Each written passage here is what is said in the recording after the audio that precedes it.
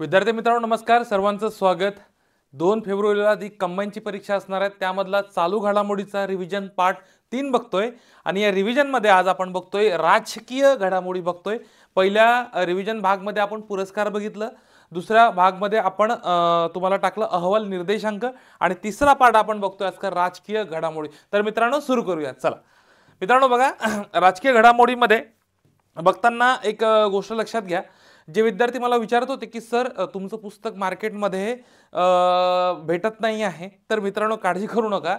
कालच प्रिंटला गेलो होतं, पुस्तक मार्केटला अवेलेबल झालेलं आहे। कारण की पहिल्या 10,000 प्रती काढल्या होत्या आपण, तर आत्ता प्रती मार्केटला अवेलेबल झाल्या। तर ज्यांना मिळालं नाही तर त्यांनी त्या दुकानदारांशी संपर्क साधावा, ज्या जिल्ह्यातील तिथे तुम्हाला अवेलेबल होऊन जाईल, ठीक आहे। तर आजचा आपला जो टॉपिक आहे कुठला, राजकीय घडामोडी। तर या राजकीय घडामोडीमध्ये दोन गोष्टी लक्षात घ्या महत्त्वाच्या। मागच्या 1 वर्षातल्या घडामोडी जवळपास 40-50 जे टॉपिक महत्त्वाचे आहेत ते मला कव्हर करून देतो। त्यामधला पहिला टॉपिक तुम्हाला दिसतोय, हे जे तुम्हाला व्यक्ती दिसते स्क्रीनवर, या व्यक्तींचं नाव आहे संजीव खन्ना। लक्षात घ्या, काय नाव आहे? संजीव खन्ना। हे भारताचे 51वे सरन्यायाधीश। हा प्रश्न स्वरूपात घेतलाय। बरेच विद्यार्थ्यांनी मला म्हटलं की सर हे तो तुमचं पुस्तक आहे, या पुस्तकातले प्रश्न सुद्धा तुम्ही सॉल्व्ह करून घ्या। तर मित्रांनो काय करतो, पहिले याच्यातले प्रश्न घेणार मी सॉल्व्ह करून, पण तत्पूर्वी आपण काय करूयात, याच्यातलं जे कंटेंट आहे तर मी तुमचं पूर्ण कंटेंट पूर्ण घेतो। कंटेंट झाल्यानंतर काय करतो, एक 6 ते 7 टॉपिक जे आहे महत्त्वाचे ते घेतल्यानंतर स्पेशल 4 ते 5 व्हिडिओ नुसतं प्रश्नांवर घेतो की प्रश्न कसा सोडवला गेला पाहिजे, ऑप्शन कसे कट केले गेले पाहिजे, ठीक आहे। तुम्हाला एलिमिनेशन मेथड कशी तुम्हाला वापरता आली पाहिजे किंवा तुम्ही कशी यूज केली पाहिजे, हे सगळं सांगणार आहेत। काही काळजी करू नका, म्हणजे पुस्तकातलं कंटेंट पहिले मी घेतोय आणि त्यानंतर आपण प्रश्न सॉल्व्ह करणार आहेत, काही काळजी करू नका। बघा, भारताचे 51वे सरन्यायाधीश म्हणून त्यांनी काय घेतलेलं आहे, नुकतीच नियुक्ती त्यांची झाली असं म्हटलंय। भारताचे 51वे सरन्यायाधीश म्हणून त्यांची नियुक्ती करण्यात आली। यानंतर संजीव खन्ना यांनी मुंबई उच्च न्यायालयात मुख्य न्यायाधीश म्हणून काम पाहिले आहे। इथं हा शब्द एक स्टार करजा। आता हा स्टार आणि याची चौकट तुम्हाला बनवतो शिकवतो मी। चौकट काय असते, तर जेव्हा तुम्ही एखादा प्रश्न बघता, एखादं टॉपिक बघता, त्याची चौकट कशी तयार करायची, कारण चौकट जर तयार केली ना तर आपल्याला नेमकं त्या टॉपिक मधलं काय करायचं हे लक्षात येतं, बरोबर आहे। मग आता चौकट लक्षात घ्या, एखाद्या सरन्यायाधीशाची जेव्हा नियुक्ती होते आणि त्यावर प्रश्न विचारला जातो, तेव्हा तुम्हाला बरेचदा त्या सरन्यायाधीशाने किंवा त्या व्यक्तीने कोणत्या उच्च न्यायालयात 2 प्रश्न किंवा 2 विधान तुम्हाला दिसतील, कोणत्या उच्च न्यायालयात न्यायाधीश म्हणून काम केलेलं आहे किंवा कोणत्या उच्च न्यायालयात मुख्य न्यायाधीश म्हणून काम केलेलं आहे, असे स्टेटमेंट तुम्हाला दिसतात आणि 100% दिसतात। मागच्या वेळेस धनंजय चंद्रचूडवर सुद्धा प्रश्न आला होता समाज कल्याणच्या पेपरला, तुम्ही लक्षात घ्याल, तुम्हाला बघितलं असेल पेपर, ठीक आहे। मग आता लक्षात घ्या, संजीव खन्ना बद्दल जर बघितलं तर संजीव खन्ना यांनी फक्त जास्तीत जास्त दिल्ली उच्च न्यायालयातच काम केलेलं आहे, त्यामुळे मुंबई हा पर्याय नाहीच आहे। शेवटचा पर्याय दिसतो म्हणजे क, 2005 मध्ये दिल्ली उच्च न्यायालयात अतिरिक्त न्यायाधीश म्हणून त्यांची नेमणूक केली, ठीक आहे। तर इथे पर्याय क्रमांक अ आणि क बरोबर आहे, म्हणजे तुम्हाला 2 नंबरचं उत्तर दिसतील। आता पहिला प्रश्न घेतला मी, त्यानंतर काय करतो, थोडं कंटेंट वर जातो। आता हे जे 51 भारताचे सरन्यायाधीश आहे संजीव खन्ना, तुम्हाला यांचा फोटो दिसत असेल बघा, हे फोटो पहिले स्कॅन करायचे। मी पीपीटी त्याच स्वरूपाच्या बनवलं की पहिले फोटो स्कॅन करा, नंतर कंटेंटकडे लक्ष द्या। बघा आता 1980 मध्ये दिल्ली विद्यापीठातून त्यांनी काय घेतली, पदवी प्राप्त केली। जशी आपण पदवी घेतो, दिल्ली विद्यापीठातून त्यांनी पदवी प्राप्त केली। 2004 मध्ये दिल्लीमध्ये स्थायी न्यायाधीश म्हणून त्यांची नियुक्ती झाली, दिल्लीतच। बघा हे दिल्लीतच चालू आहे सगळं। 2005 पुन्हा दिल्ली उच्च न्यायालयात अतिरिक्त न्यायाधीश म्हणून, म्हणजे ते कुठल्याही, म्हणजे संजीव खन्ना यांनी कुठल्याही उच्च न्यायालयामध्ये काम केलं नाही, फक्त तुम्हाला दिल्लीमध्येच दिसत आहे। ते अतिरिक्त न्यायाधीश म्हणा किंवा स्थायी न्यायाधीश म्हणा, हे तुम्हाला लक्षात असणं गरजेचं आहे। मग जानेवारी 2019 मध्ये सर्वोच्च न्यायालयात वकील म्हणून त्यांची पदोन्नती करण्यात आली। 2019 मध्ये लक्षात घ्या, 2019 आपण संजीव खन्ना बद्दल बघतोय। 2023 म्हणजे हा जून महिना ते डिसेंबर, भारताच्या सर्वोच्च न्यायालयाच्या विधी सेवा समितीचे ते अध्यक्ष होते। म्हणजे यांच्याबद्दल जर स्टेटमेंट आले ना तर हेच तुम्हाला स्टेटमेंट दिसतील परीक्षेमध्ये, ठीक आहे। कारण की मागचे जे आपलं चालू घडामोडीची बॅच होती, या बॅच मधून तुम्हाला दिसतंय 12+ प्रश्नांचे विद्यार्थ्यांना 12+ प्रश्न आलेले आहेत आणि जे मी स्टेटमेंट अंडरलाईन करून सांगितलं आहे, गोला सांगितलेला आहे, 100% प्रश्न आहे। आणि तुम्ही पण सुद्धा हे जे कंटेंट वाचताना गोला पद्धत वापरा, ही गोला पद्धत लय महत्त्वाची आहे, ठीक आहे।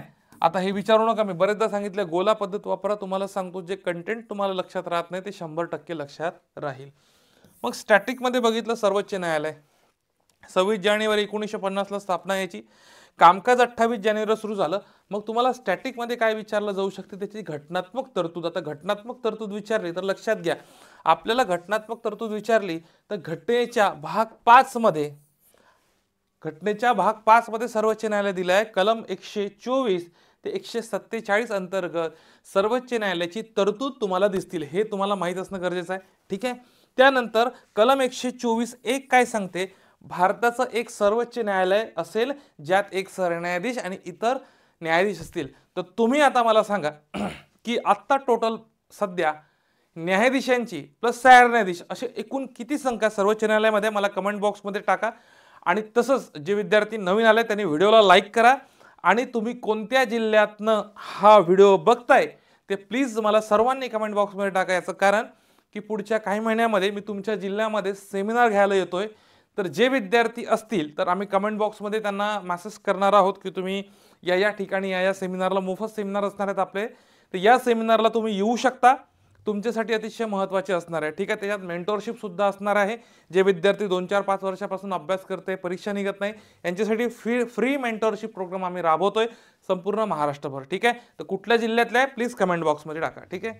त्यानंतर जर बघितलं तर इथं थोडं स्टॅटिकमध्ये लक्ष घ्या थोडं. ठीक आहे. 48वें सरन्यायाधीश. आता हे तुम्हाला तुम्ही म्हणाल सर हे जुने का घेताय आपण, बरेचदा आपल्याला जोड्यालावर प्रश्न दिसतात की जुने आपल्याला विचारले जातात. मग तुम्हाला आता 51 माहित आहे, तुम्हाला संजीव खन्ना आहे, मग तुम्हाला 50वे माहीत असणं गरजेचं आहे, 49वे असणं महत्व गरजेचं आहे. 50वे धनंजय चंद्रचूड होते आणि 49वे उदय ललित होते. तुम्हाला सांगितलं समाज कल्याणच्या पेपरमध्ये धनंजय चंद्रचूड यांच्यावर प्रश्न येऊन गेलेला आहे, लक्षात असू द्या. ठीक आहे. चला पुढे बघा. आता पुढचं बघितलं तर अमेरिकेचे राष्ट्राध्यक्ष डोनाल्ड ट्रम्प उर्फ तात्या म्हणतात त्याला, ट्रम्प तात्या. ठीक आहे. तर अमेरिका राष्ट्राध्यक्षपद निवडणूक 2024ची जेव्हा बराक ओबामा निवडून आले होते तेव्हा आपल्याला प्रश्न एमपीसीने विचारला होता, कारण की आंतरराष्ट्रीय घडामोडीवर एक तरी प्रश्न असतो. मग बघा लक्षात घ्या, निवडणूक दिनांक आपल्याला महत्त्वाचा नाही, पण अमेरिकेच्या राष्ट्राध्यक्षपदी डोनाल्ड ट्रम्प यांची नियुक्ती हा लक्षात पाहिजे. एक स्टार लक्षात घ्या, इथे निवडणूक जी आहे ना ही दर 4 वर्षांनी होते. भारतामध्ये निवडणूक राष्ट्रपतीची 5 वर्षांनी होते, पण इथं लक्षात घ्या इथं ही 4 वर्षांनी होते, हे लक्षात तुमचं असलं पाहिजे. ठीक आहे. असं स्टेटमेंट परीक्षेमध्ये टाकलेलं होतं. आणि याचं स्टॅटिक सुद्धा करून घ्या, म्हणजे बघा अमेरिकन राष्ट्राध्यक्ष निवडणूक आणि इकडे भारत याची तुलना सुद्धा तुम्ही करा. ठीक आहे. म्हणजे आता बघा तुम्हाला पुढच्या पेपरला भारताचे जे राष्ट्रपती आहे जे तुम्हाला पॉलिटीमध्ये याचं स्टॅटिक तुम्हाला विचारलं जाऊ शकतं. म्हणून राष्ट्रपती हा टॉपिक चांगला करून जा, याच्यावर स्टॅटिकमध्ये तुम्हाला नक्की प्रश्न विचारेल. स्टॅटिक म्हणजे न बदलणारं आहे. पॉलिटीचं जे काही पुस्तक तुम्ही वाचत असाल त्या पुस्तक व्यवस्थित वाचा. अमेरिकेच्या संसदेला काँग्रेस असे म्हणतात आणि अमेरिकेत संपूर्ण जी निवडणूक आहे ही बॅलेट पेपरवर केली जाते. बाकी कमीत कमी राष्ट्रपती होण्यासाठी अमेरिकेमध्ये वय हे 35 वर्ष पाहिजे, हे एक महत्त्वाचं आहे. ठीक आहे. मग यांच्याबद्दल जर अजून काही महत्त्वाचं थोडं बघितलं तर आता हे कितवे आहेत लक्षात घ्या. अमेरिकेच्या इतिहासात अध्यक्षपदी निवड होणारे ते सर्वात वयोवृद्ध व्यक्ती आहे, हे एक लक्षात घ्या. सर्वात वयोवृद्ध व्यक्ती आहे कोण, डोनाल्ड ट्रम्प तात्या, सर्वात वयोवृद्ध व्यक्ती आहे. मग आता लक्षात घ्या आपल्याला अमेरिकेचे 27वे अध्यक्ष म्हणून आता ते झाले 47, पण हे दुसऱ्यांदा बनले. तर मग यापूर्वी 45वे अध्यक्ष ते होते, म्हणजे 47 आणि 45 हा आकडा तुम्हाला लक्षात पाहिजे. म्हणजे तुम्हाला स्टेटमेंटमध्ये जर विचारलं तर हे तुम्हाला माहीत असणं गरजेचं आहे. त्यानंतर 44, 45 आणि 46 जर बघितलं, 44, 45 आणि 46 जर बघितलं तर तुम्हाला लक्षात येईल. तर मागचे काहीतरी तुम्हाला याच्या पहिले जर 46 विचारले तर जो बायडन हे अमेरिकेचे राष्ट्राध्यक्ष होते, हे तुम्हाला माहीत असणं गरजेचं आहे. ठीक आहे. चला मग आता बघा अमेरिका राष्ट्राध्यक्ष निवडणूक 2024 बद्दलचा एक प्रश्न आहे, तुम्हाला सॉल्व्ह करायचा आहे. ज्या विद्यार्थ्यांना उत्तर टाकता येते ते उत्तर टाका. काय खरं आहे असं विचारलेलं आहे, काय खरं आहे. डोनाल्ड ट्रम्प यांची अमेरिकेचे 47वे राष्ट्राध्यक्ष म्हणून निवड झाली. यस, डोनाल्ड ट्रम्प यांच्या पक्षाने 295 जागा जिंकल्या असून बघा काय म्हणतात 50.9% मतं मिळवली. अमेरिकेत दर 5 वर्षांनी राष्ट्राध्यक्षाची निवडणूक होते आणि डोनाल्ड ट्रम्प यापूर्वी 44वें राष्ट्राध्यक्ष म्हणून निवड झाली होती. तुम्हाला माहित आहे 47वें राष्ट्राध्यक्ष आहे, 100% खरं आहे. 95,295 यांच्या पक्षाने जागा जिंकल्या आणि मतांची टक्केवारी विचारली तर 50.9 आहे. आणि आता बघा इथं 5 वर्षांनी काय होते, राष्ट्राध्यक्ष पदाची निवडणूक नाही होत. किती होते तर दर 4 वर्षांनी. म्हणजे हे विधान चुकलंय. इथं 45 नाही आहे, यापूर्वी ते 44 नाही आहे तर 45 होते ना. आता किती आहे 47. मगाशीच मी तुम्हाला सांगितलं हे दोन आकडे लक्षात असू द्या. म्हणजे तुम्हाला अ आणि ब इथं विधान तुम्हाला काय दिसतं, बरोबर दिसतं. अ आणि ब नंबरचं विधान. ठीक आहे. मग आता पुढे चला. आता जम्मू काश्मीरची विधानसभा निवडणूक आहे. जेव्हा एका पहिल्या केंद्रशासित प्रदेश किंवा एखाद्या राज्याची निर्मिती झाली असेल आणि तिथली पहिली निवडणूक असेल तर त्यावर 100% ते प्रश्न विचारतात. तर तुम्हाला माहीत असणं गरजेचं आहे. जम्मू काश्मीर विधानसभा निवडणूक 2024 अचूक विधान निवडा असं म्हटलेलं आहे. अचूक विधान. जम्मू काश्मीर नॅशनल कॉन्फरन्स या पक्षाने या निवडणुकीत सर्वाधिक 42 जागा जिंकल्यामध्ये ओमर अब्दुल्लांचा पक्ष 42 जागा जिंकल्यामध्ये कुठल्या नॅशनल कॉन्फरन्स या पक्षाने 42 जागा जिंकल्या. ओमर अब्दुल्ला यांनी काय म्हणतात, ओमर अब्दुल्ला यांनी जम्मू काश्मीर केंद्रशासित प्रदेशाचे पहिले मुख्यमंत्री म्हणून शपथ घेतली. पहिले मुख्यमंत्री जम्मू काश्मीर. आता मला सांगा जम्मू काश्मीर या केंद्रशासित प्रदेशाची निर्मिती कधी झाली, मला तुम्ही कमेंट बॉक्समध्ये टाकू शकता. ठीक आहे. या निवडणुकीमध्ये भारतीय राष्ट्रीय काँग्रेस दुसऱ्या क्रमांकावर होता. तर लक्षात घ्या भारतीय राष्ट्रीय काँग्रेस तिसऱ्या क्रमांकावर होता आणि दुसऱ्या क्रमांकावर हा बीजेपी पक्ष होता. लक्षात असू द्या. म्हणजे हे विधान काय चुकलंय, म्हणजे अ आणि ब म्हणजे पर्याय क्रमांक तुम्हाला काय दिसतो अ आणि ब, हे तुम्हाला माहीत असणं गरजेचं आहे. मग याचं स्टॅटिक किंवा डायनामिक करताना फक्त याचं जम्मू काश्मीर नॅशनल कॉन्फरन्सच्या जागा किती आहे 42. 29 जागा किती आहे तर भारतीय जनता पक्षाच्या आहे किंवा जनता पार्टीच्या आहे. लक्षात असू द्या.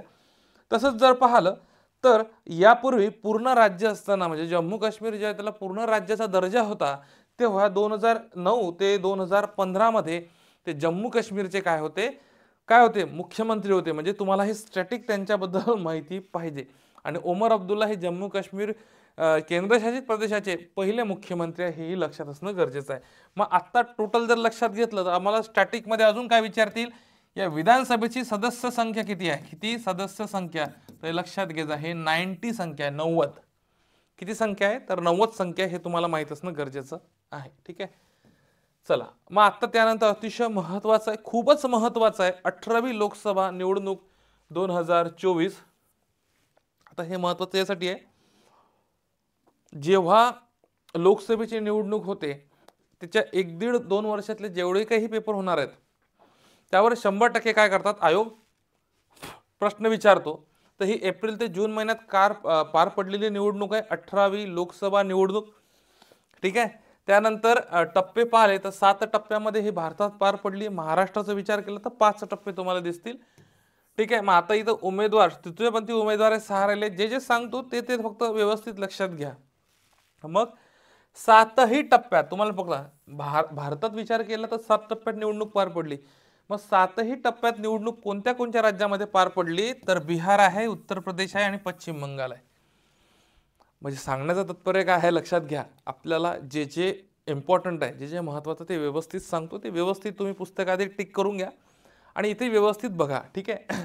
मग आता लोकसभा निकाल जर पाहिला आपण 2024चा पक्षनिहाय जिंकलेल्या जागा जर तुलना जर केली 2019ची तुलना 2024ची केली तर बीजेपी सर्वाधिक पक्ष 19 मध्ये होता आणि 24 मध्ये सुद्धा होता. पण इथं लक्षात येईल तुम्हाला तुलना बीजेपीच्या जागा कमी झालेल्या आहेत. 63 जागा कमी झाल्या. राष्ट्रीय काँग्रेस 99 जागा होत्या 2024 मध्ये 99 जागा जिंकल्या.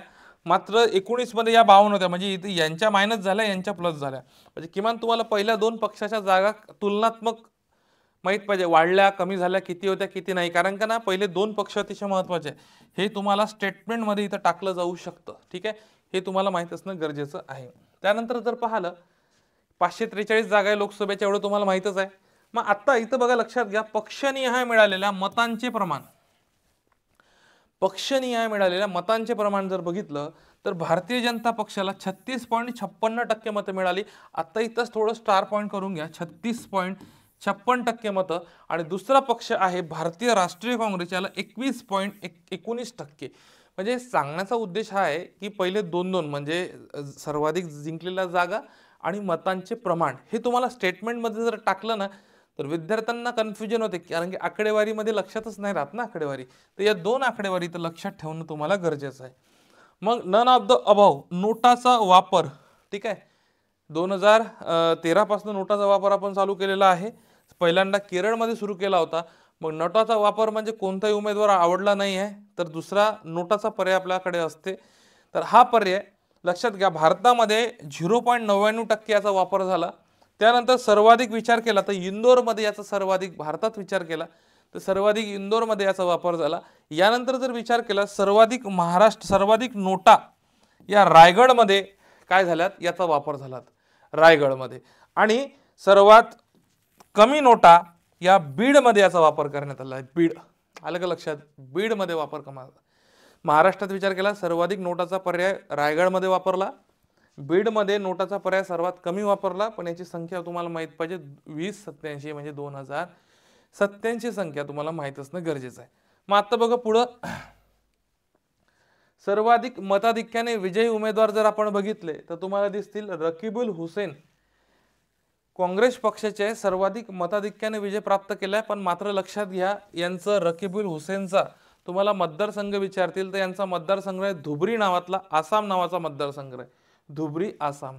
दुसरे व्यक्ती पाहिले तर शंकर ललवाणी तुम्हाला दिसतील.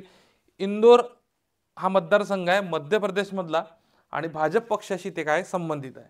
मग सर्वात कमी फरकाने जर विचार केला, सर्वात कमी फरकाने विजयीचा उमेदवाराचा आपण विचार केला तर लक्षात घ्या आपल्याला दिसतील रवींद्र वायकर. आता हे मुंबई उत्तर पश्चिम यांचा मतदारसंघ आहे आणि यांना 48 मताधिक्याने कमी मतांनी विजय उमेदवार ठरलेले आहेत. अदूर प्रकाश अटिंगल काँग्रेस पक्षाशी संबंधित आहे. मग महाराष्ट्रात सर्वाधिक मतफरकांनी विजय जर पाहिला तर याच्यामध्ये तुम्हाला पियुष गोयल दिसतील मुंबई उत्तर म्हणून, आणि सर्वात कमी विचार केला तर रवींद्र वायकर दिसतील मुंबई उत्तर पश्चिम मधून. आताच बघितलं, हे भारतात सुद्धा आहे आणि हे महाराष्ट्रात सुद्धा आहे. कोण? रवींद्र वायकर. तुम्हाला लक्षात असलं गरजेचं आहे, ठीक आहे. मग आता बघा, मग आता याच्यातले अजून काही स्टॅटिक पॉईंट सांगतो, हे तुम्हाला प्रश्नांमध्ये डायरेक्टच दिसतील. म्हणजे समजा जर लोकसभावर प्रश्न आला, लोकसभा निवडणूक 2024 वर, तर आता लक्षात घ्या 18व्या लोकसभेवर टोटल 74 महिला, म्हणजे प्रमाण जर पाहिलं तर 14% दिसते. म्हणजे याची तुलना जर केली, म्हणजे 19 ची तुलना केली आणि इकडे 24, तर 24 ला 74 महिला निवडून आल्या आणि इकडे याला 78 महिला होत्या. ठीक आहे, 4 महिला कमी झाल्या. किती पर्सेंटने कमी झाल्या मला कमेंट बॉक्समध्ये टाकू शकता, ठीक आहे. 19 मध्ये 78 आल्या होता, आता 14% आहे, लक्षात घ्या, ठीक आहे. सर्वात तरुण आदिवासी महिला कोण ठरली आहे तिचं नाव तुम्हाला सांगतो. याचं नाव आहे प्रियंका जारकीहोळी ही व्यक्ती आहे. हे महत्वाचं, हे लक्षात असू द्या, ठीक आहे. महाराष्ट्रातील एकमेव अपक्ष खासदार आहे विशाल पाटील, हे सांगली जिल्ह्यातले आहे. सांगली यांचा मतदारसंघ आहे विशाल पाटील, ठीक आहे. मग आता सर्वात तरुण खासदार पुष्पेंद्र सरोज, सर्वात तरुण खासदार, यांचं वय जर पाहिलं 25 वर्ष 3 महिने 3 दिवस यांचं वय होतं. सर्वात तरुण खासदार पुष्पेंद्र सरोज यांचा समाजवादी पक्ष आहे, कौशंबी यांचा मतदारसंघ आहे. सर्वाधिक तुम्ही वयस्कर खासदार पाहिले तर TR बालू तुम्हाला दिसतील. TR बालू हे सर्वाधिक वयस्कर खासदार आहे, 82 वर्ष 5 महिने आणि 22 दिवस हे यांचा म्हणजे वय इथं दिसतंय आपल्याला, ठीक आहे. यानंतर जर बघितलं नरेंद्र मोदी तिसऱ्यांदा पंतप्रधान झाले, 18वी लोकसभा निवडणूक झाली, बीजेपीने याच्यामध्ये सर्वाधिक जागा जिंकल्या. तर शपथ ही 9 जून 2024 ला झाली. यांचा अल्पपरिचय थोडा नरेंद्र मोदींचा करून देतो, कारण की बरेचदा ना इथं त्यांच्या जी शपथविधी होती या शपथविधीला काही प्रमुख पाहुणे आले होते, त्यांचे नाव सांगतो. बरेचदा हे प्रश्न आपल्याला विचारले शकते, कारण का इथं थोडं प्रेडिक्शन करून घ्या. आयोग काय कुठे विचारू शकतं, हे माझं प्रेडिक्शन आहे बाबा, ठीक आहे. आता लक्षात घ्या, गुजरातचे पंतप्रधान होते, गुजरातचे मुख्यमंत्री होते, गुजरातचे मुख्यमंत्री 14वे मुख्यमंत्री, भाजपचे सरचिटणीस, गुजरात विधानसभा सदस्य, तसंच भारताचे 14वे पंतप्रधान 26 मे 2024 पासून, 2014 पासून, हे लक्षात असू द्या, 26 मे 2014 पासून. आता लक्षात घ्या, शपथविधीमध्ये काही देशांचे पंतप्रधान किंवा राष्ट्राध्यक्ष आले होते. लक्षात घ्या, मॉरिशसचे पंतप्रधान आले होते प्रविंद कुमार जगन्नाथ, नेपाळचे पंतप्रधान आले होते पुष्पकमल दहल प्रचंड, शेरिंग तोयबो भूतानचे पंतप्रधान आले होते, रानिल विक्रमसिंघे श्रीलंकेचे राष्ट्राध्यक्ष आले होते, डॉक्टर मोहम्मद मुइझू हे मालदीवचे अध्यक्ष होते. त्यानंतर अहमद आसिफ सेशलच्या उपाध्यक्ष आणि शेख हसीना बांगलादेशच्या पंतप्रधान होत्या. शेख हसीना हे सगळे जे विविध देशांचे पंतप्रधान किंवा राष्ट्राध्यक्ष होते हे नरेंद्र मोदींच्या जेव्हा तिसऱ्यांदा त्यांनी शपथ घेतली तेव्हा ही उपस्थित होते. तर इथं प्रिडिक्शन सांगतो, प्रश्न येऊ शकते की कोण कोण उपस्थित होतं किंवा कोण कोण उपस्थित नव्हतं असे प्रश्न येऊ शकते. ठीक आहे. मग आता पुन्हा एक प्रश्न तुम्हाला लोकसभा निवडणुकीवर तुम्हाला दिसतोय की लोकसभा निवडणूक जर पाहिली तर यावरचा एक प्रश्न आहे. तर तुम्ही याचं मला कमेंट बॉक्समध्ये उत्तर टाकू शकता. मी प्रश्न वाचतो. लोकसभा निवडणूक 24 बाबत कोणती विधाने बिनचूक आहे असं विचारलेलं आहे. आपल्याला बिनचूक विधान विचारलेलं आहे. तर बिनचूक विधान विचारताना सर्वाधिक नोटा पर्यायाचा वापर इंदोर मतदारसंघात झाला. कुठं झाला? इंदोर मतदारसंघात झाला. रकीबुल हुसेन सर्वाधिक मताधिक्याने विजय ठरलेले उमेदवार आहे. यस, मगाधीच बघितलं आपण. या निवडणुकीच्या चौथ्या टप्प्यात मतदान सर्वात जास्त झालं आणि बिहार, उत्तर प्रदेश, पश्चिम बंगालमध्ये 7ही टप्प्यात निवडणुका पार पडल्या. खाली इथं तुम्हाला पर्याय दिसत आहे. मग आता विद्यार्थी मित्रांनो लक्षात घ्या, नोटाचा पर्याय इंदोरमध्ये झाला 100%. रकीबुल हुसेन मी मगाशी सांगितलं धुबरी आसाम मतदारसंघ यांचा. ठीक आहे, सर्वाधिक मताधिक्याने विजय. निवडणुकी आता झाल्या 7 टप्प्यात. ठीक आहे, इथं तुमचं थोडं कन्फ्युजन झालं असेल. 7 टप्प्यात निवडणुका झाल्या तर 7 पैकी चौथा जो टप्पा होता ह्याच्या सर्वाधिक मतांचं प्रमाण होतं. ठीक आहे, सर्वाधिक मतांचं प्रमाण. आणि मग अशीच पाहिलं बिहार, उत्तर प्रदेश आणि पश्चिम बंगाल या राज्यामध्ये 6ही टप्प्यात निवडणुका पार पडल्या. म्हणजे याचं अचूक उत्तर काय येईल? पर्याय क्रमांक 4. अ, ब आणि क, ड हे सर्व विधान काय इथे बिनचूक आहे. पुन्हा एक प्रश्न आहे लोकसभा निवडणुकीवर. काय विचारतं? अचूक विधान विचारलेलं आहे. लक्षात घ्या, अचूक विधान विचारलेलं आहे. मग आता लक्षात घ्या, 18व्या लोकसभेवर 18% महिला खासदार निवडून आले असं म्हटलंय. पुष्पेंद्र सरोज सर्वात तरुण खासदार म्हणून निवडून आले असं म्हटलेलं आहे. TR बालू सर्वात वयस्कर खासदार असं म्हटलं आहे. आणि भाजपचे सुरत मतदारसंघाचे मुकेश दलाल यांची बिनविरोध निवड झाली असं म्हटलेलं आहे. तर इथं लक्षात घ्या, 18व्या लोकसभेवर 18% नाही तर इथं 14% महिला निवडून आलेल्या आहे. आणि एकूण महिलांची संख्या पाहिली तर 74 आहे. लक्षात घ्या. ठीक आहे, पुष्पेंद्र सरोज बरोबर आहे, सर्वात तरुण खासदार. सर्वात वयस्कर खासदार TR बालू. आणि भाजपचे सुरत मतदारसंघाचे उमेदवार मुकेश दलाल यांची बिनविरोध निवड झालेली आहे. म्हणजे पर्याय क्रमांक ब, क आणि ड, म्हणजे तुम्हाला पर्याय क्रमांक 3 दिसतो. ब, क आणि ड हा योग्य आहे हे तुम्हाला माहित असणं गरजेचं आहे. ठीक आहे, चला पुढे चला. मग आता नरेंद्र मोदी यांनी तिसऱ्यांदा पदाची शपथ घेतली, पंतप्रधान पदाची शपथ घेतली. तर खालीलपैकी कोणते नेते उपस्थित होते असं म्हटलेलं आहे. तर शेख हसीना मगाशीच बघितलं बांगलादेशच्या पंतप्रधान उपस्थित होत्या. पुष्पकमल दहल प्रचंड नेपाळचे पंतप्रधान, रानिल विक्रमसिंघे श्रीलंकेचे राष्ट्राध्यक्ष हे उपस्थित होते. मात्र व्लादिमीर पुतिन हे रशियाचे राष्ट्राध्यक्ष उपस्थित नव्हते. म्हणून तुमचं अ, ब, क उत्तर आहे. पर्याय क्रमांक 1 उत्तर आहे. ठीक आहे, चला.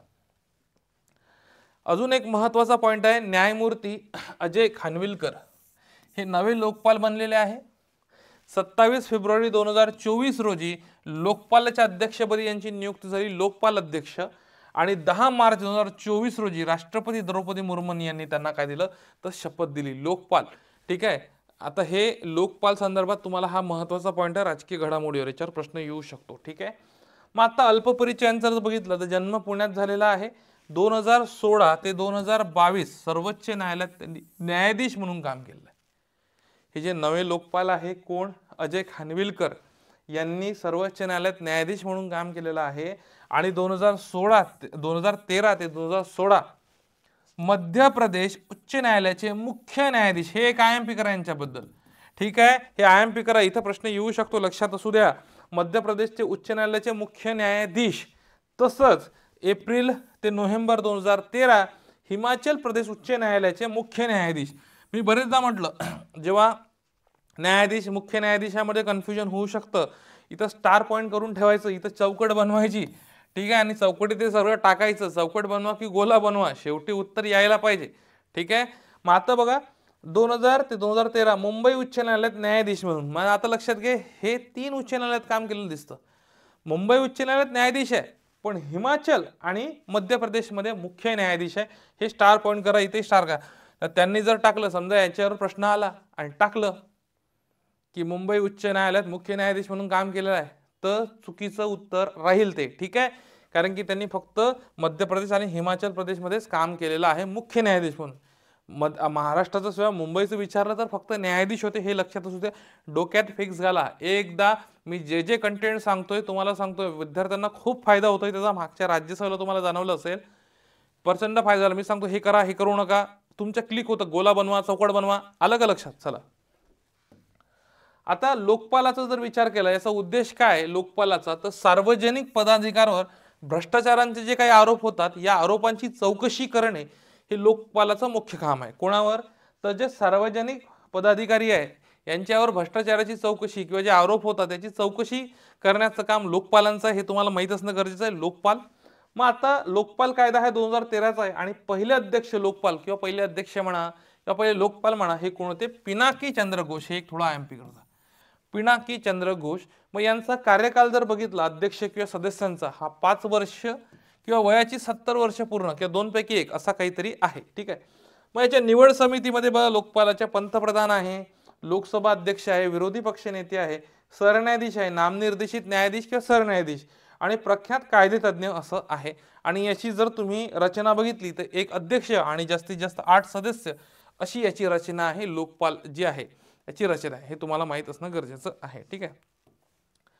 आता अजय खानविलकर बघा, अजय खानविलकर यांच्याबाबत कोणती विधाने लक्षात घ्या, खालील विधाने लक्षात घ्या असं म्हटलेलं आहे.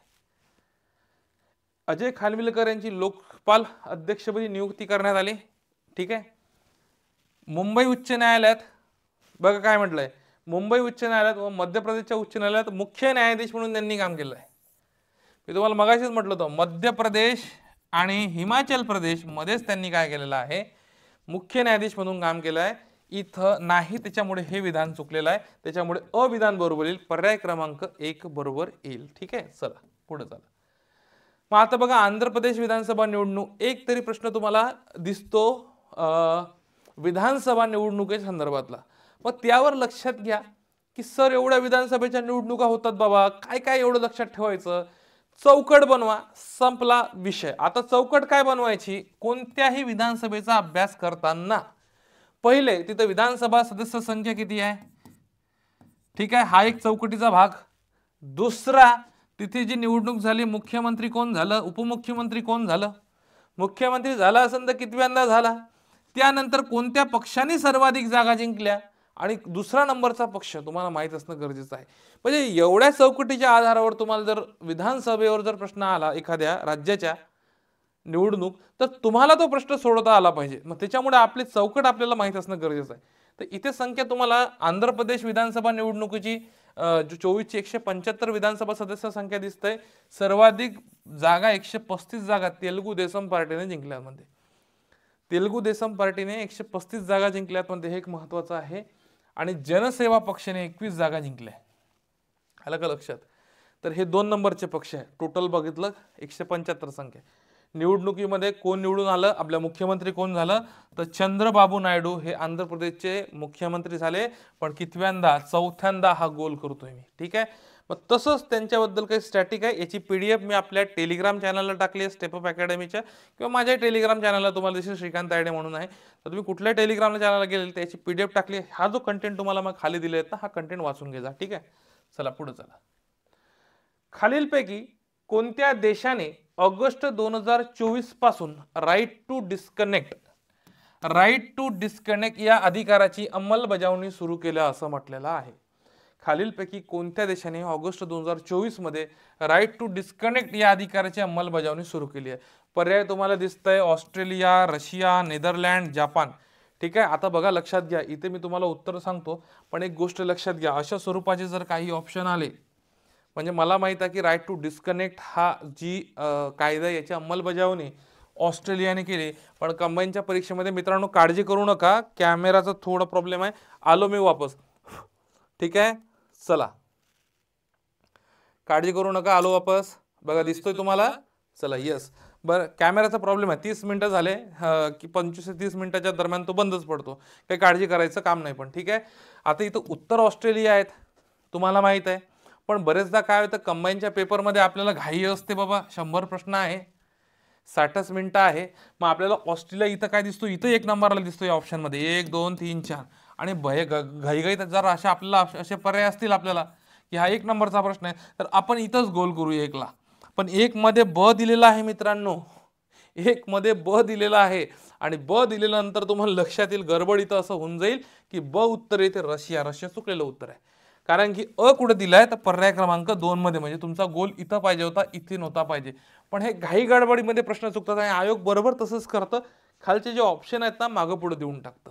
तर इथे तुम्ही थोडंसं लक्षात घ्या, ऑप्शन जर मागं पुढे आले तर इथे तुम्हाला लक्षात आलं पाहिजे की व्यवस्थित शांत डोक्याने उत्तर मारायचं, कारण हातातले उत्तर जातात नाही. ठीक आहे, चला.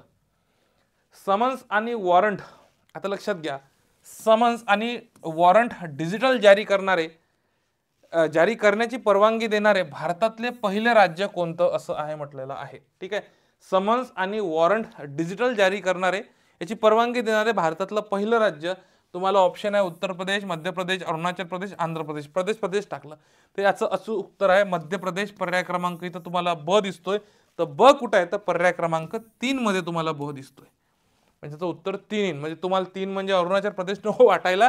लक्षात घ्या मित्रांनो, मध्य प्रदेश याचं उत्तर आहे, कारण का ब मध्ये मध्य प्रदेश आहे आणि ब ऑप्शन पर्याय क्रमांक 3 मध्ये आहे. हा वनलायनर मध्ये महत्वाचा प्रश्न आहे, लक्षात असू द्या.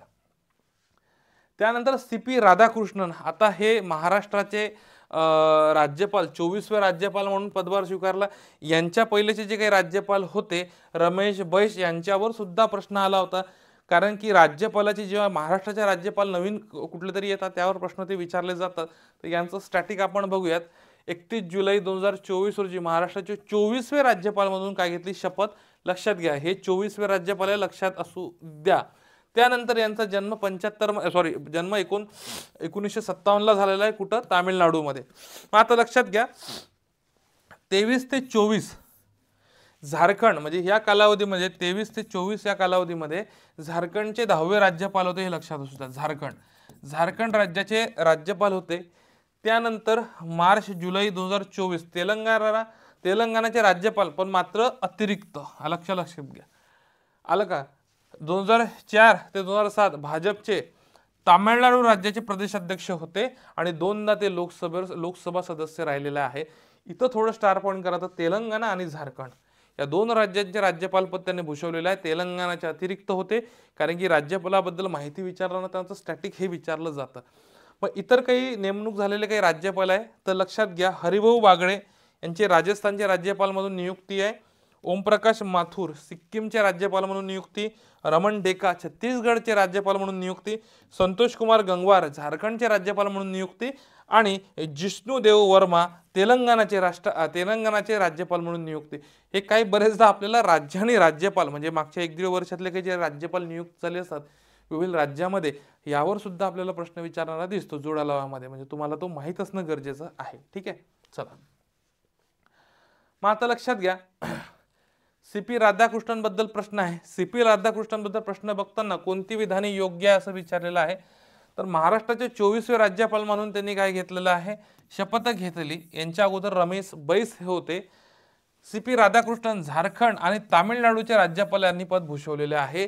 झारखंडचं भूषवलं आहे, पण तामिळनाडूचे ते भारताचे भाजपचे प्रदेशाध्यक्ष होते, लक्षात घ्या. त्याच्यामुळे हे विधान चुकलेलं आहे.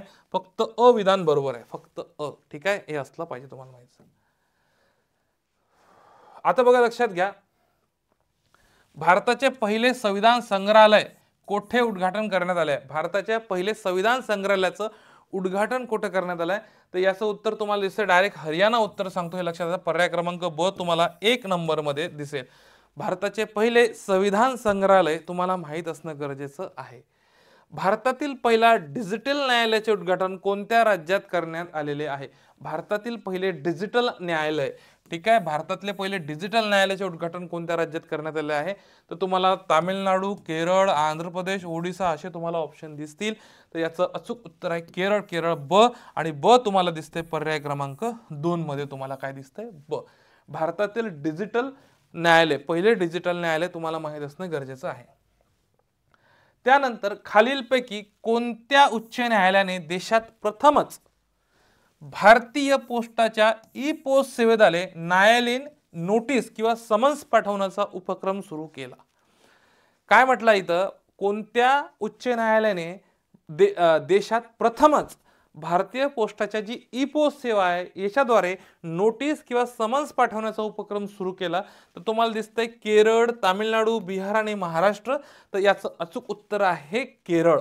आता केरळ तुम्हाला कुठे दिसतंय, तर पर्याय क्रमांक 4 मध्ये केरळ दिसतंय. तर 4 नंबरचा पर्याय बरोबर आहे, कारण की केरळ मध्ये दिलेलं आहे. आणि हे बघा काय म्हणते, कोणत्या उच्च न्यायालयाने देशात भारतीय पोस्टची जी ई पोस्ट सेवा आहे याच्याद्वारे नोटीस किंवा समन्स पाठवण्याचा उपक्रम सुरू केलाय, तर हा केरळ नावाचं राज्य हे लक्षात असू द्या. केरळ पहिलं डिजिटल राज्य, ठीक आहे, पण तुम्हाला इथं थोडंसं जर मागं बघितलं तर लक्षात घ्या, डिजिटल न्यायालय केरळ याचं पण उत्तर येईल. आणि नोटीस आणि समन्स पण भारतीय पोस्टाच्या ई सेवेद्वारे जर विचारलं तर याचं उत्तर काय यायला पाहिजे आपल्याला, केरळ यायला पाहिजे. ठीक आहे. त्यानंतर जून 2024 मध्ये कोणत्या राज्याच्या विधानसभेने जून 2024 मध्ये कोणत्या राज्याच्या विधानसभेत केंद्र सरकारला जातीनिहाय जनगणना करण्याची विनंती केली? आता लक्षात घ्या, जातीनिहाय जनगणना करणारे लक्षात घ्या, पहिलं राज्य हे बिहार आहे, दुसरं आंध्र प्रदेश आहे आणि तामिळनाडूने काय केलेलं आहे, जून 2024 मध्ये कोणत्या राज्याच्या विधानसभेत केंद्र सरकारला जातीने विनंती केली, तर याचं उत्तर आहे तामिळनाडू. तामिळनाडूचं उत्तर येईल क. तर पर्याय क्रमांक तुम्हाला इथं काय दिसतील, 1 बरोबर आहे. यानंतर बघा मित्रांनो, इथे बघा आपले राजकीय घडामोडीतले प्रश्न संपलेले आहे. तर जे काही महत्त्वाचे राजकीय घडामोडी संदर्भातले टॉपिक होते मी तुमची ते कव्हर करून दिलेले आहे. ठीक आहे. जे काही राजकीय घडामोडी संदर्भातले टॉपिक होते मी तुमची ते कव्हर करून दिलेले. एक महत्त्वाचे टॉपिक आहे. आता हा तिसरा आपला व्हिडिओ आहे. पुढचा व्हिडिओ स्पोर्ट्सवर येणार आहेत. ठीक आहे. त्यानंतर भूगोल पर्यावरण येणार आहेत, ऑनलाईनर येणार आहेत आणि व्यक्तिविशेषाचे व्हिडिओ येणार आहेत आणि सर्वात शेवटी आपण एक 5 ते 6 तासांचा व्हिडिओ आपण टाकणार आहेत. विद्यार्थी मित्रांनो लक्षात घ्या, जे विद्यार्थी मला विचारत होते की सर तुमचं पुस्तक अजून मार्केटला नाही अवेलेबल झालेलं आहे, बरेच विद्यार्थ्यांचे मेसेज आले, कॉल आले.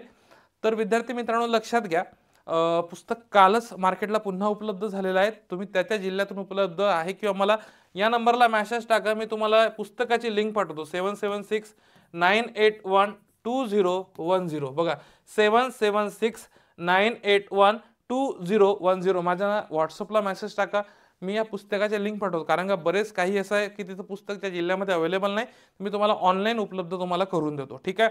आणि बॅच बद्दल जे काही विद्यार्थी विचारतात, मागच्या एक 8-10 दिवसामध्ये व्हिडिओ टाकल्यापासून विद्यार्थ्यांनी बॅचेसमध्ये फार चांगला रिस्पॉन्स दिला आणि त्याचा 100% सांगतो तुम्हाला नक्की फायदा होईल. त्याबद्दल बॅचेसबद्दल किंवा इतर कुठल्याही आपल्या स्टेपअपच्या बॅचबद्दल आत्ता आपल्या डिस्क्रिप्टिव्हच्या बॅचेस सुरू झालेल्या आहेत, त्याबद्दलही तुम्हाला काही प्रश्न असतील तर तुम्ही मला विचारू शकता. किंवा स्टेपअपचे काही नंबर आहेत. नवीन जो पॅटर्न आता 2025 पासून लागू असणार आहे MPSC राज्यसेवेचा डिस्क्रिप्टिव्ह पॅटर्न, याची आपली बॅच 2 आपण चालू केलेली आहे. काल त्याचा सेमिनार होता, यूट्यूबला सुद्धा त्याचा लेक्चर टाकलेला आहे. त्या डिस्क्रिप्टिव्ह पॅटर्न नेमकं कसा असणार आहे याच्याबद्दल तुम्हाला फ्री मेंटरशिप प्रोग्राम आपण सुरू केलेले आहेत. तर मित्रांनो जास्तीत जास्त विद्यार्थ्यांनी जे आता 2025ची तयारी करणार आहेत तर त्या विद्यार्थ्यांनी स्टेपअपशी जॉईन व्हा आणि तुम्हाला नक्कीच येणाऱ्या परीक्षेमध्ये म्हणजे स्टेपअपशी जॉईन झाला तर नक्कीच फायदा होईल. कारण की आत्ता राज्यसेवेमध्ये जर बघितलं तर लक्षात घ्या, साधारणतः संपूर्ण महाराष्ट्रामध्ये टेस्ट सिरीजला आपण नंबर 1 वर आहे. सर्वाधिक जास्त टेस्ट सिरीज विद्यार्थी आपला सोडवत आहे आणि आपण याला परिपूर्ण पण सुद्धा झालो आहे. म्हणजे जे विद्यार्थ्यांना इथं जेवढे मार्क या टेस्ट सिरीजमध्ये मिळतात त्याच्यापेक्षा जास्तच 5-10 15 मार्क हे तुम्हाला पूर्व परीक्षा पास होण्यासाठी 100% उपयुक्त होईल. आपले कंबाईनच्या टेस्ट सिरीजच्या विद्यार्थ्यांना बरेच जबरदस्त प्रतिसाद दिला. महाराष्ट्रामधून जवळपास 5-7 हजार विद्यार्थी टेस्ट सिरीजला होते, ऑनलाईनला सुद्धा होते. सांगण्याचं तात्पर्य काय आहे की स्टेपअपची टीम आत्ता सध्या महाराष्ट्रात नंबर 1 आहेत आणि तुमच्यासाठी ताकदीनं काम का करताय, कारण की इथे जे सर्व फॅकल्टी आहे, म्हणजे सांगण्याचा अतिशयोक्ती नाही आहे, सांगण्याचा उद्देश आहे की ज्यांना किमान 10 ते 15 वर्ष स्पर्धा परीक्षेत शिकवण्यासाठी झालेले आहेत, काही अधिकारी वर्ग आहेत, हे सर्व स्टेपअपला आहेत. म्हणजे ज्यांना टोटली अनुभव आहेत हे सर्व स्टेपअपला आहे. आणि तुम्हाला लवकरात लवकर परीक्षा कसा पास होऊन देऊ, तशीच आमची एक हॅरॅसमेंट बॅच तुम्हाला सांगितली असेल की हॅरॅसमेंट बॅच तर एकदम तुम्हाला सांगतो पूर्ण महाराष्ट्रात गाजली. 12 तासाची बॅच आहे, मोबाईल बंद आहे, अभ्यास केला नाही तर घरी सुटका नाही आहे. तर अशी खतरनाक बॅच, म्हणजे ही महाराष्ट्रातली पहिली बॅच आहे. आता HB2 आपण सुरू केली आहे, HB3 म्हणजे हॅरॅसमेंट बॅच 3 आपण लवकर सुरू करणार. याच्याबद्दलही तुम्हाला माहिती लागत असेल. आता ही बॅच कोणासाठी आहे की ज्यांना आपण दत्तकच घेतोय डायरेक्ट. ठीक आहे, 12 तास आमच्याकडेच तुम्ही थांबायचं बाबा. त्याच्यात लेक्चर, तुमचा स्टडी, तुमचे रोज टेस्ट होणार, मोबाईल जप्त असणार. म्हणजे तुम्हाला नुसतं अभ्यासिका अभ्यासच आणि वर्ष दीड वर्षात पोस्ट कशी निघेल यावरच आमचं काम असतं. हीच हॅरेसमेंट बॅचचं वैशिष्ट्य आहे. तुम्हाला अधिक काही माहिती लागली तर तुम्ही 100% आमच्याशी संपर्क साधा. Thank you very much. All the very best.